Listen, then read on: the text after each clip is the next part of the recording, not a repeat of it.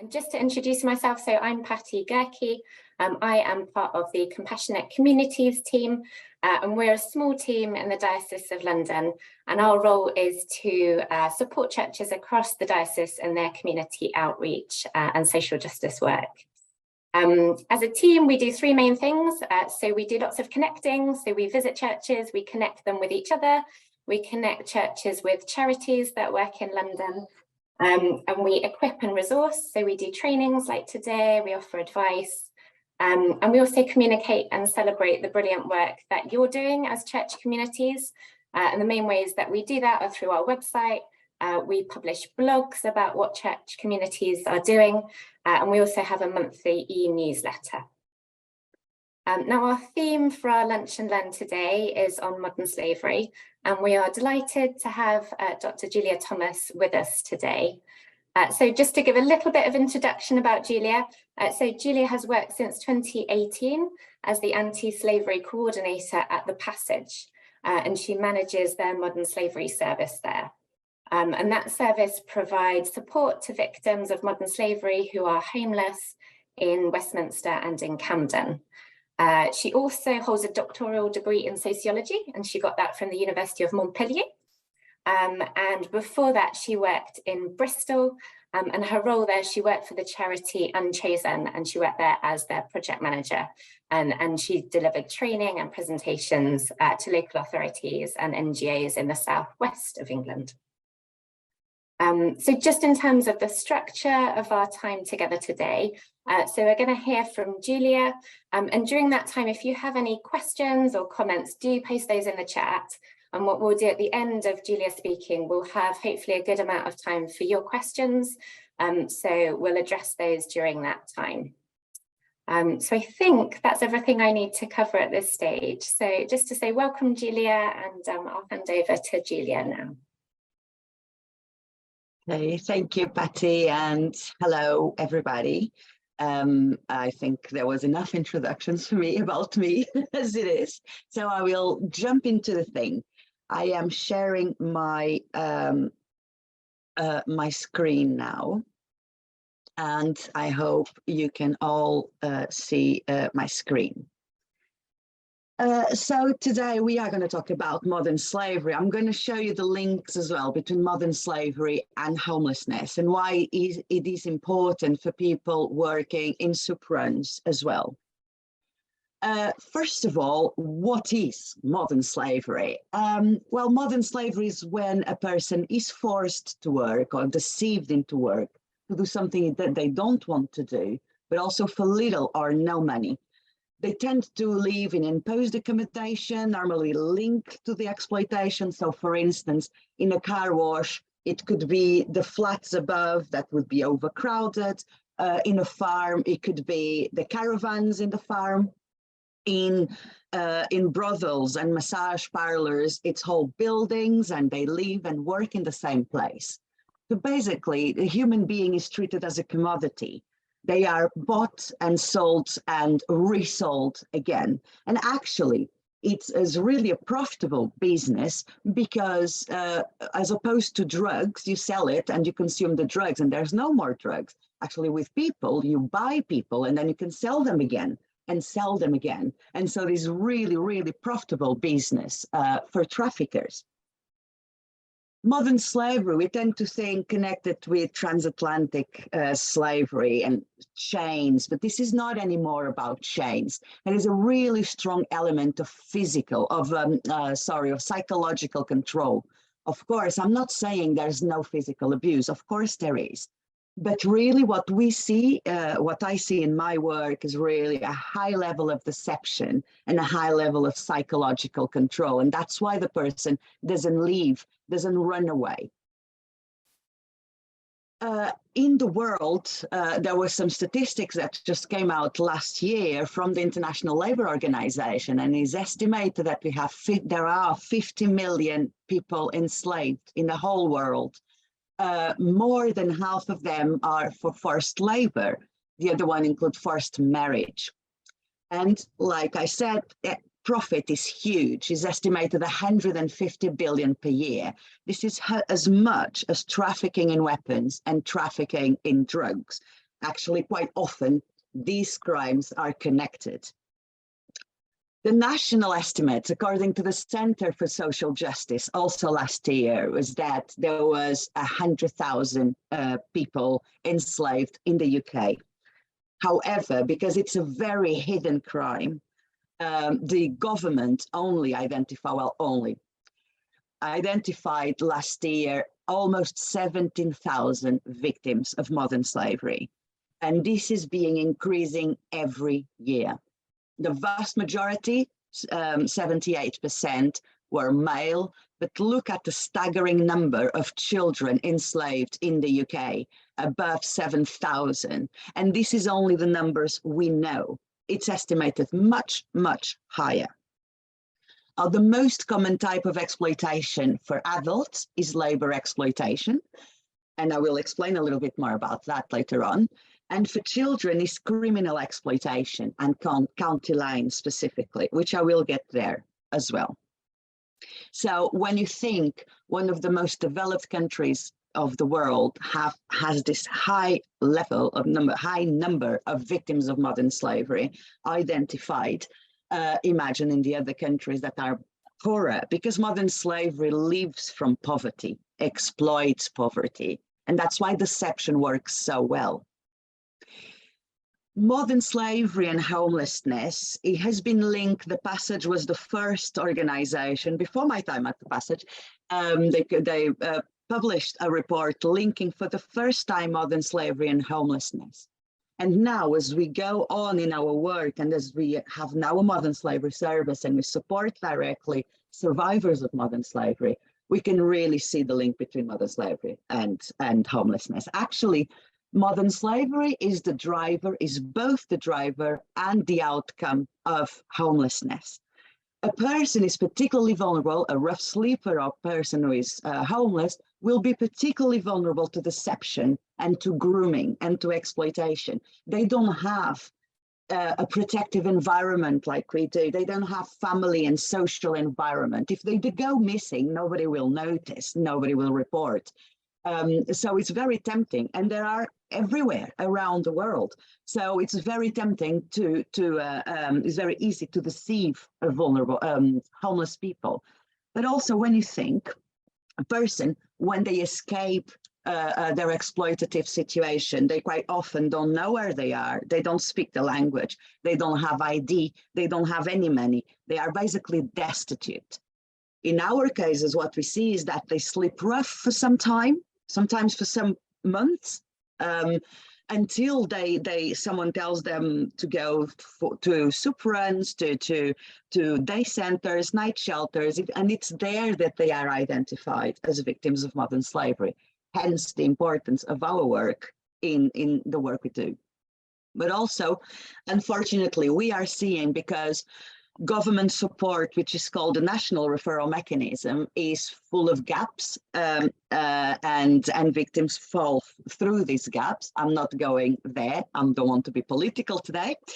But it seems that when victims leave government support and leave safe houses, if the support was not well wrapped up, it was not a good move on support, then they fall into homelessness again. For instance, I have a client who entered the NRM, who was government support, who has now left with a conclusive decision. So it's a confirmed victim of modern slavery. But with no support, he has to go back to sex work and is again in an exploitative situation. So this is a circle between modern slavery and homelessness. And us, as charities in the homelessness sector, or churches, as I always say, we are the eyes and the ears of first responders. And you will understand what I'm meaning in a little bit. But also, very, very important, recruiters and traffickers have been seen in day centers like ours at the Passage, but also in night shelters, at soup runs, and even in COVID hostels, when we have to put everybody in hotels at the beginning of COVID. Traffickers, within 1 or 2 months, they were spotted in these hotels already recruiting homeless people to go and work, in this case in a farm in Somerset. So traffickers are always one step in front of us. So be very careful. If you have any suspicions that someone is dodgy, if you see a person who doesn't engage with us, who doesn't, as workers, as staff workers, who doesn't speak, doesn't want to speak with us, only speaks with client service users in their own language, look very dodgy, be careful. They might be recruiting people and they might be very dangerous. So you should talk first with the service user and potentially call the police, because this is what we see, it's happening. But now a little bit of theory, and I'll try to give you case studies of cases that I've supported as we go. Before, modern slavery is a term that we only use in the UK and now in Australia. Canada is looking at this term as well. In the rest of the world, we call it human trafficking. Human trafficking, the definition of human trafficking came up as a protocol to the United Nations Convention Against Organized Crime. And for human trafficking to be the crime per se, we need three elements. And these three elements that we need to know when we speak with our service users. So the elements are the action, the needs, the means, and the purpose. The action is the act of recruitment, of transport, of harboring people by means of deception, coercion, abduction, for the purpose always of exploitation. Now, I know this is a bit complicated, but let's deconstruct it. For instance, if you have a rough sleeper at night, he's cold, he's hungry, he could do with some alcohol as well. And there's this van with two farmers that come by. The farmers stop by him, say, hey, here, have a sandwich, have a bottle of wine as well. It's really cold. Listen, we need some people to work in our farm. And you can come with us, we will take care of you. You can stay sleeping in our caravans. We will pay you £80 per week, cash in hand, or per day even, and you will be fine. We will take care of you. The person accepts. Who wouldn't? Who wouldn't accept this proposal? And they go to the farm, and actually they work 15 hours or 17 hours per day. They are never paid. They don't have access to toilets. They don't have electricity. They can't run away. And that is exploitation. So you can see in here the act of recruitment and transport and harboring by the means of deception for the purpose of labor exploitation. This is the case that we see most often in the homelessness sector. But we also see, for instance, a person who is abducted, a person who was, remembering the case, person who was running from her husband, who was very, very violent. She was running from them and she fell into a gang. She was Chinese. And the Chinese gang kidnapped her and took her to London. They took away her ID, her passport. They closed her in a house, in the bedrooms, and she was forced to see 10 to 15 clients, sex clients, per day. She could not run away. She was only given a bowl of rice every day. So here again, you see the recruitment, transportation, and harboring by the means of abduction for the purpose of sexual exploitation. So these are really the three things you need to keep in mind. Modern slavery, as I said, is an English, a term from the UK after the Modern Slavery Act 2015. And it's an umbrella term that includes human trafficking and all forms of slavery and exploitation. And exploitation includes sexual exploitation, which I suppose we all know what it is. A person is forced to perform sexual services, including porn, for someone else's gain. And this happens in brothels, massage parlors, but also at home. It can happen with a child in the bedroom while the parents are downstairs. Labor exploitation or forced labor, so when a person is forced to work for someone else's gain again, we can see this quite often in car washes, in agriculture, in hospitality, in construction, in sweatshops as well, in nail bars as well.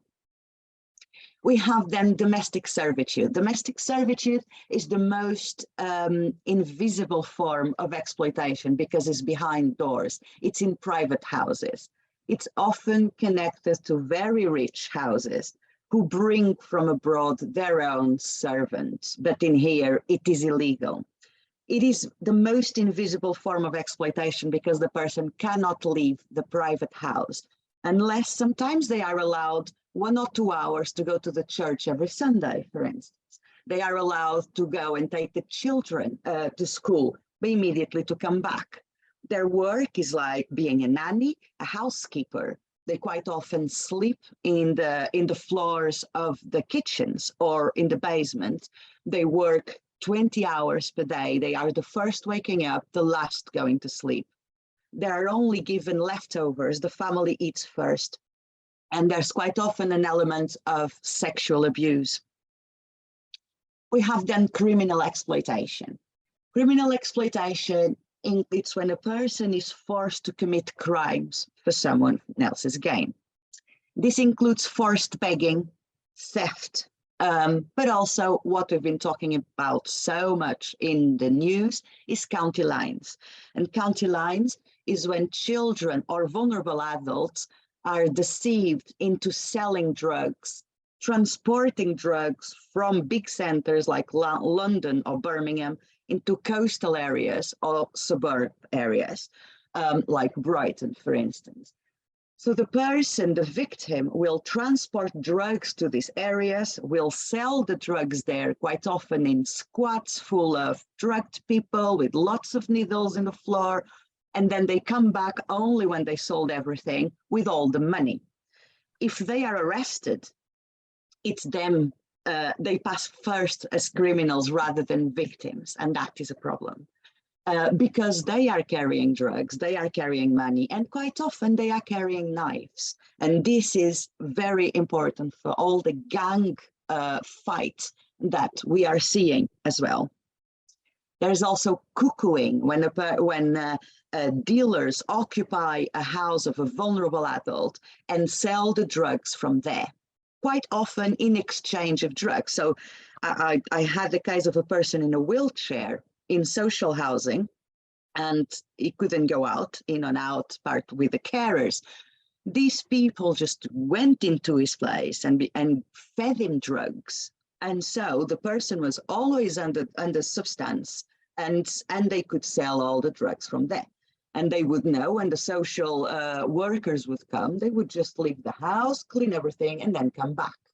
So it's very important for social housing to be aware of this. And also cannabis farms, very connected with the Vietnamese countries, Vietnamese, China. We did have a client from Lithuania as well, and they are deceived into coming to this country and to work in cannabis farms, which are basically normal looking houses, full of cannabis, the plant, and they have to take care of this plant with no protection whatsoever. And again, it's 24/7 work. Excellent business model for criminals, because when the police do police raids in these places, who is the person that they're going to arrest first? It's the victim. So finally, we have organ harvesting, which is the gorest of them all. We all agree. It's when a person is lured or deceived into selling an organ. I did have a client who was a victim of labor exploitation, and I was supporting him. And at some point he came to me and said, I don't want your support anymore. I'm not making any money in here. So I was just offered to go to Germany and sell 1 kidney for £10,000. So this is happening here, this is happening now. And actually organ harvesting, I was reading this morning an article in The Guardian, it has exponentially increased. Like 2 years ago, there were 5 cases of organ harvesting in the UK. Last year, there was 18 cases involving 8 children. And that is horrendous. And finally, we have child slavery, and child slavery includes all of these types of exploitation.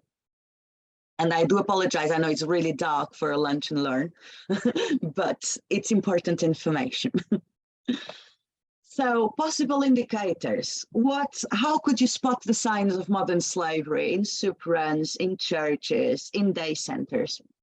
Well, quite often you say the person looks disheveled, they don't speak the language, they don't know where they are, they can't tell you where they live, they don't have any connection to their family. But this is so typical of rough sleepers. I mean, this could be every rough sleeper. So the only way for you to really spot the signs of modern slavery is actually to engage with the person and to talk with them. And the indicators are quite often their ID is taken. They never sign the contract, of course, is cash in hand if they receive any cash. Debt bondage as well. So it's when a person, when the traffickers say, we're going to pay your travel to come to the UK or to go to North England. And then once you start working and you have your salary, you will pay us back. But actually, because they are never paid, they never receive their salaries, so they can never pay their debt. And so they are in debt bondage. They work excessive hours over long periods. They don't have days off. They don't have breaks. They don't have sick leave, of course. They still have to work if they are unwell. Quite often there is a control of movement, so no freedom of movement. They can't come and go as they wish. They live and they sleep in the same place of work. They also, because of lack of money or because of horrendous traffickers as well, they are only given leftovers if they are given something.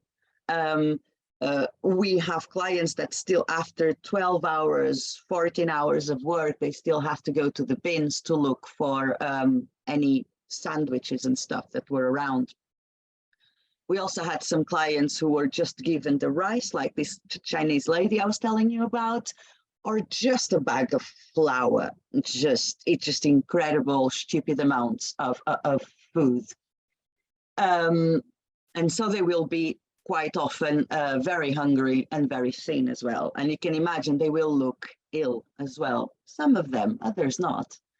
Someone else other than the person receives salary, and quite often all of them, they are afraid of authorities. They are afraid of talking with the police. And this is because the trafficker said, if you go to the police, because you don't have your passport, you will be deported, which might be true on the top of it.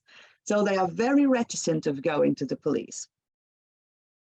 So how can we spot the signs within this? How can we see this? As I said, on the conversation. I always advise never talk about modern slavery, exploitation, or human trafficking.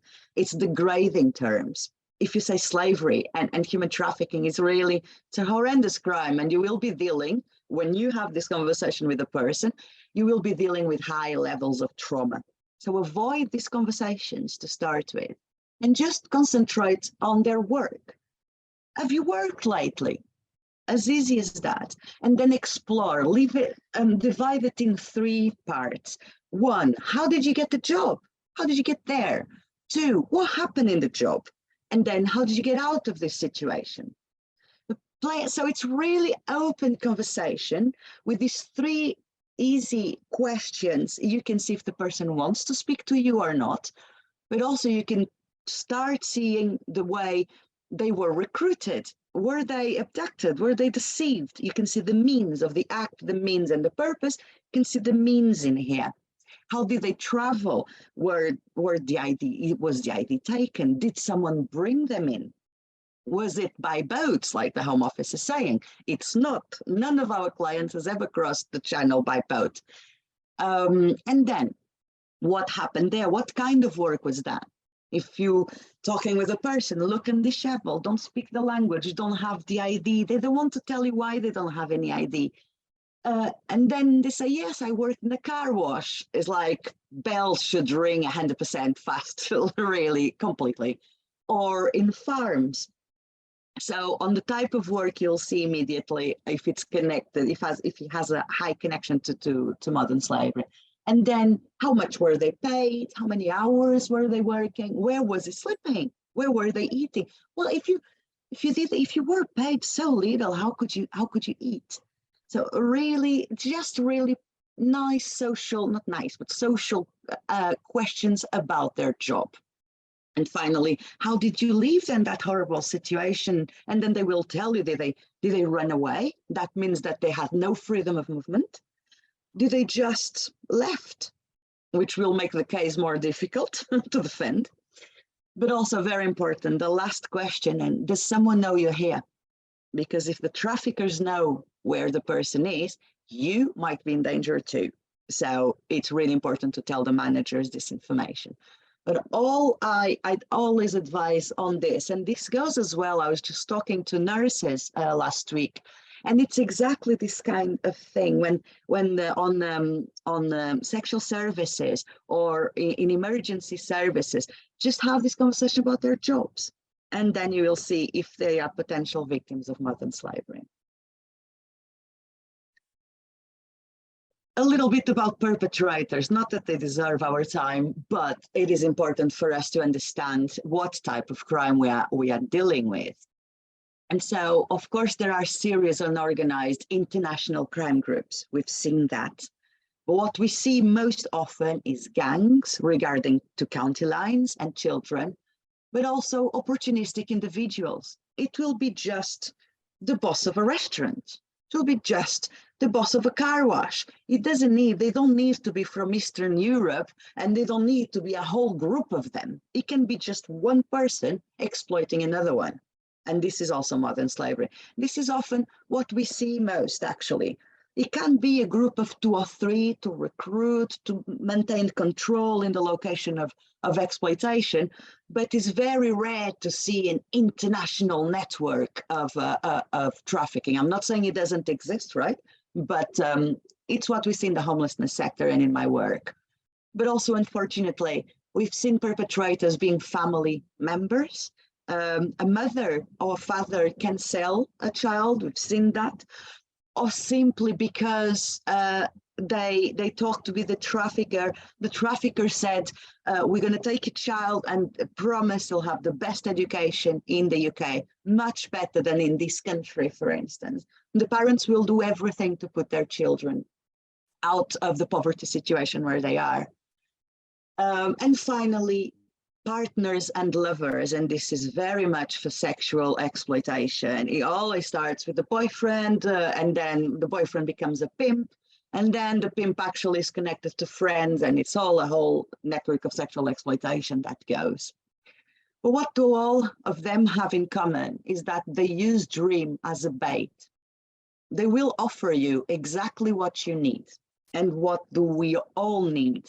We need a home, we need money, we need work. That's the 3 things that they will always offer.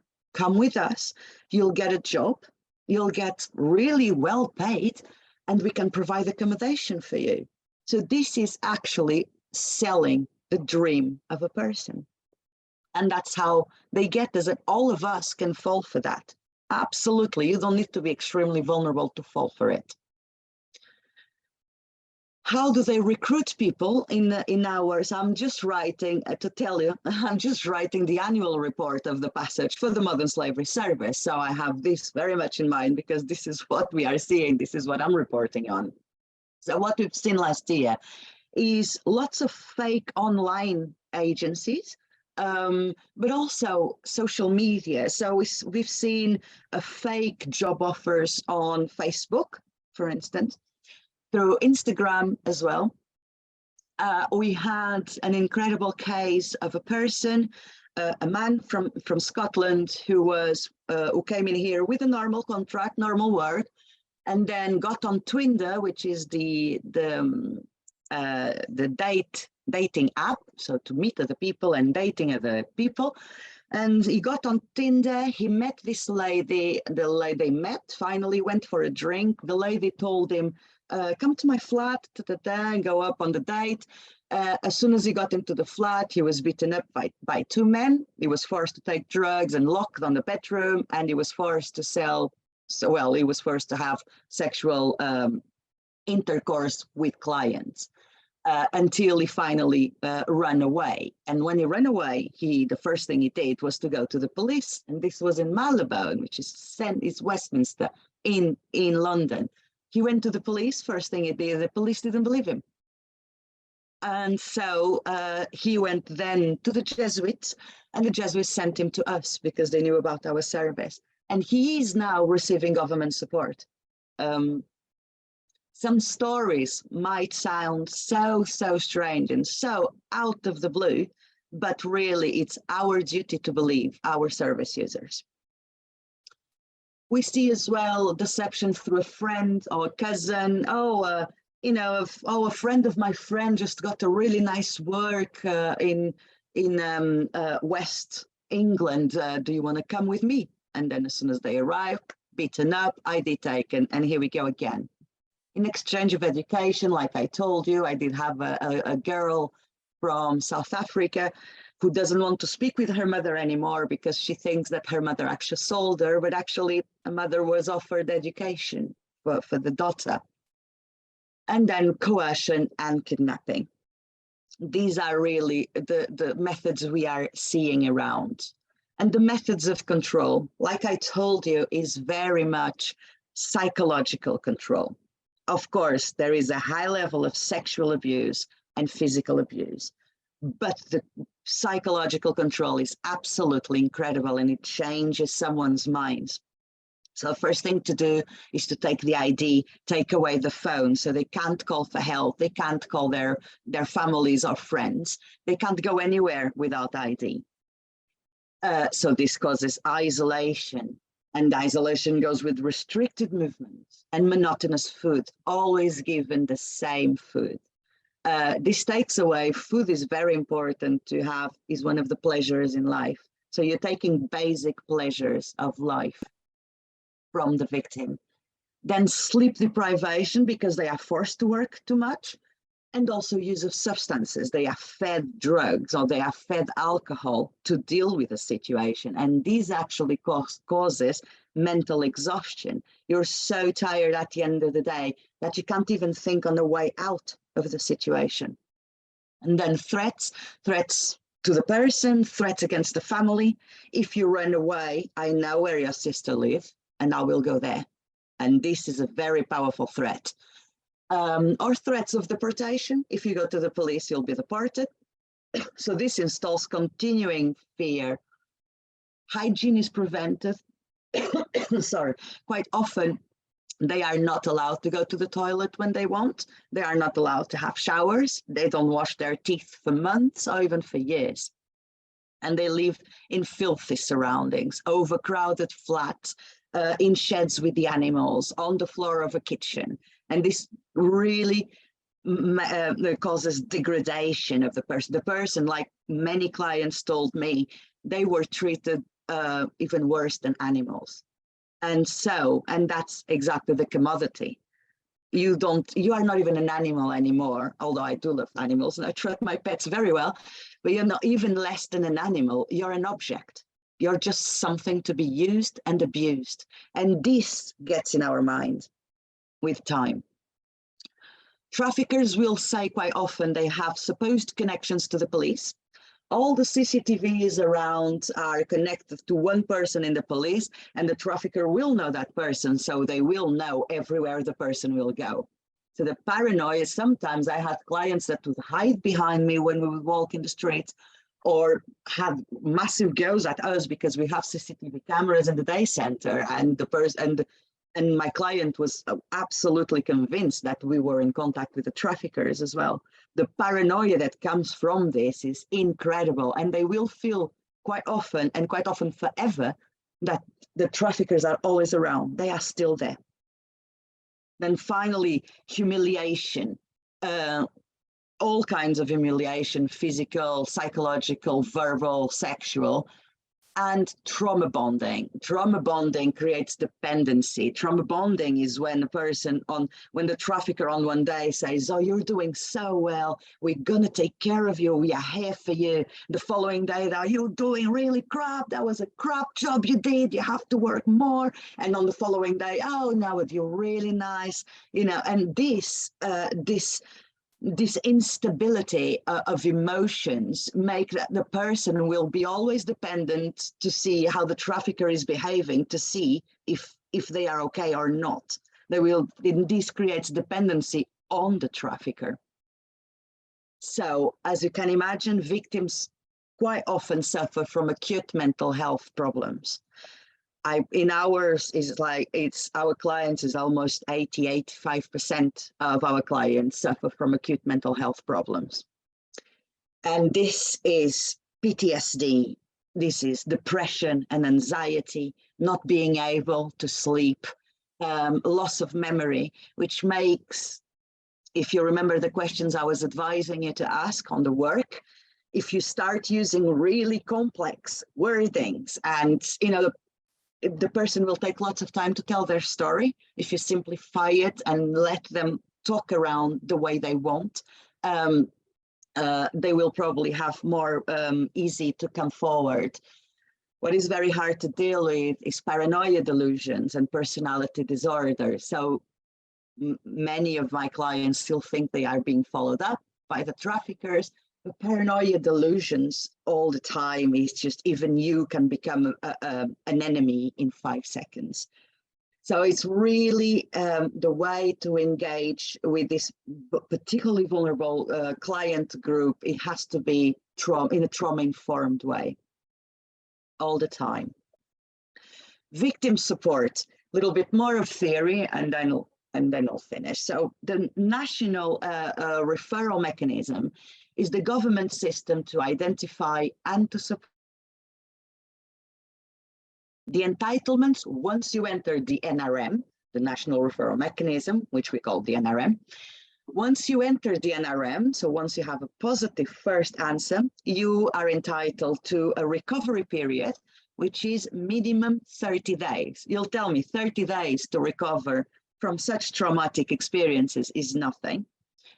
They are entitled to go to a safe house. It's secret houses all over the UK, and the Salvation Army is the contract holder for safe houses. They are entitled to weekly subsistence, which is as much as asylum seekers, which is nothing again, is between 45 to 60 pounds per week. And finally, they are supported by a key worker who will then signpost to legal aid and to mental health and health support.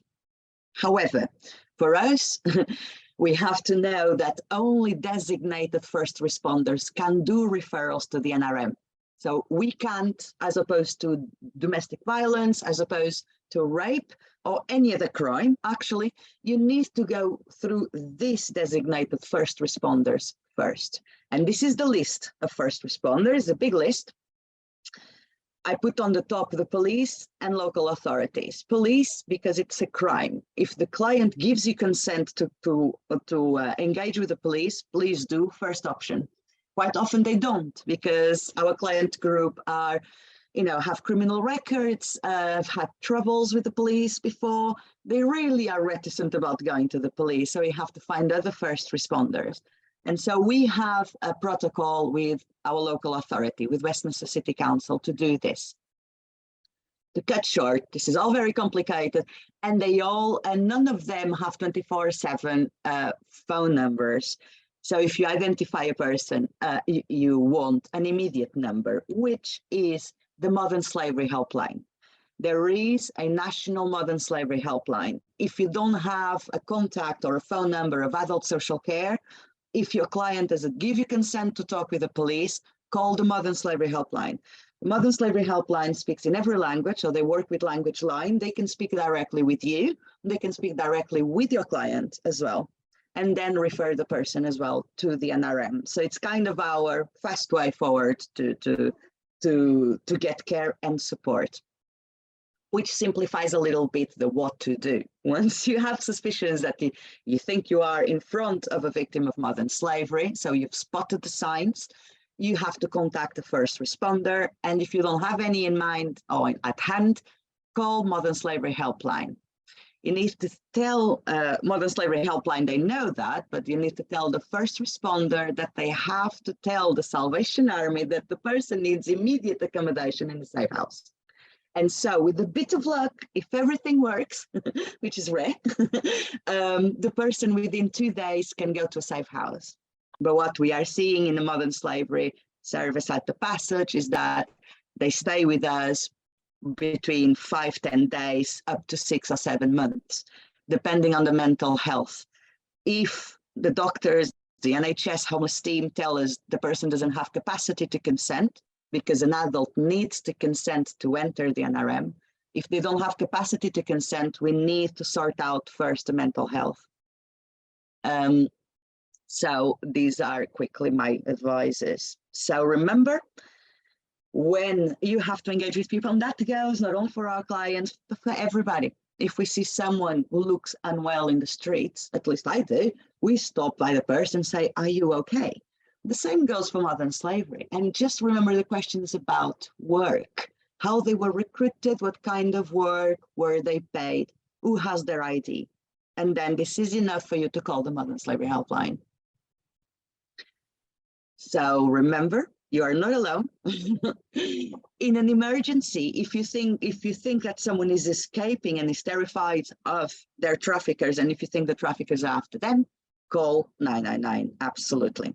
Otherwise, 101, but we all know, we all book an appointment for in 2 or 3 days, is not the fastest. Or you have the Modern Slavery Helpline. So I hope that this just incredibly in time.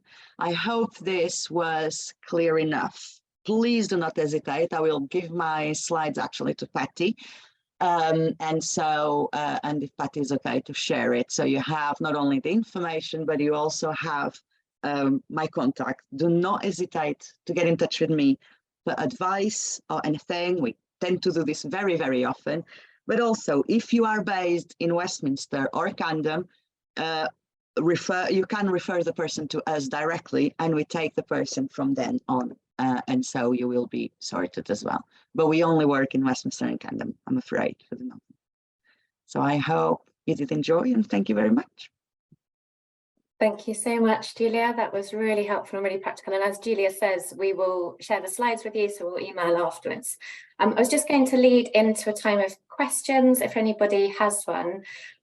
So you can post them in the chat, or if you put your hand up, then I will be looking out for any hands up as well for questions. I just had one just to kind of launch us in, Julia. So I was talking to a church leader a few months ago, and he said, I'm seeing this in a lot of the drop-in spaces I'm doing. He was very aware, particularly in the restaurant industry, that he knew he was journeying with people that were in situations of modern slavery. But he said they're not going to go to any kind of authority. They've come from contexts where there's a big fear of authority. They're just not going to do that. So what would you say what advice would you give in terms of how he can support those that he's journeying with? Yes, so unfortunately, the support, and that's why there's so many gaps, victim support in the UK is like a lottery ticket. It depends on the local authorities where you are working. If they are well into modern slavery and they have a champion, they have a single point of contact, I would definitely advise adult social care. However, in some boroughs, you contact adult social care and they will say, no, it doesn't meet the Care Act. No, it doesn't meet the threshold, nothing to do with us. So again, go back to the Modern Slavery Helpline. It's really important to take the people out of the streets as fast as possible as well. If possible, so we have a special service level agreement with Westminster City Council. They give us a grant and we can put people immediately in a hotel if we can't find hostels.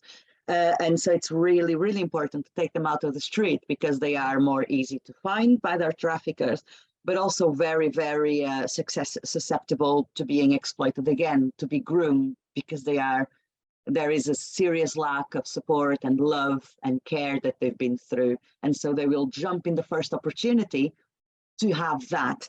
And we've been seeing very often female victims of sexual exploitation. After they leave the situation, they fall into domestic violence situations because they are very vulnerable because of lack of love. So care is really important, to have a care wrap up. And I talk about adult social care precisely because it's easier, or at least in Westminster, we're very lucky with Westminster to work as if it was a MARAC kind of for domestic violence. So to have a meeting with them and to everyone agrees on an action plan And so the person will be supported by various services and various agencies. That's really the ideal. Great, thank you. And there was a question, I don't know, Jill, do you want to ask the question that you had? Sure. I was just wondering, the actual helpline, the modern slavery helpline, what kind of things do they offer so that we have an idea when we call them? Do they actually offer accommodation ideas or no? Okay. No, so the modern slavery helpline belongs to Unseen, which is one of the first responders, and they have a safe house, but they are based in Bristol. So for people, very important, very interesting for people who live on that side of England. For people who live in London, there's no way they can sort out emergency accommodation. But even in Bristol, emergency accommodation is not a statutory duty. So until they enter the NRM. So very many people, I think that's how the passage is managing to kind of lead the way a little bit on this. There's basically no pre-NRM support anywhere. So we are demonstrating that in partnership with local authorities, between local authorities and homeless charities, we can get this together, and there's this huge gap in victim support, which is until they receive government support. So the modern slavery helpline, it is a helpline. They will not offer emergency accommodation, but what they will do is to support you and support the client. They will ask quite often to, if not even always, they will ask to talk directly to the person so they know that the person is giving consent because it's on the phone. So you don't have the time to write consent forms and send it by email and da-da-da, although you can do it through their website as well. But they will ask the questions, deeper questions than what I gave you. This is the beginning of the modern slavery assessment. Is this what happened there? How did you get there? What happened there? How do you go out of there? So they will have this modern slavery assessment with them, but going through many, many more indicators that need to be done from a first responder perspective, which we are not. Our role is just to be the ears and the eyes, and then they do the job. But this is hours and hours and hours of conversation because they go into personal information, family, do they have parents, do they have children, what are their addresses back there. The NRM form is more or less 20 pages, has been really stupidly huge. So they will pass hours and hours on the phone with the client, and then they will advise you what to do next. If the person is destitute, the modern slavery helpline will call directly the Salvation Army to see if there is a way to put them immediately in a safe house. Otherwise, they will advise you with some phone numbers locally for you how to get emergency accommodation, which is the hardest because most of them have no recourse to public funds. So there's very little amount of beds for people with no eligibility, which is one of our nightmares, is emergency accommodation. Always comes back to housing, doesn't it? Always. There's a question in the chat from Sahar. So what about refuge housing for women? Would they accept referrals? So I have a case of a person who, so refuge is just for domestic violence. The person will, in my case, they accepted the client because she was also victim of domestic violence. There's a person, an Irish woman who had been exploited as a child since she was a child, then into a sexual exploitation of children, then forced to marry someone.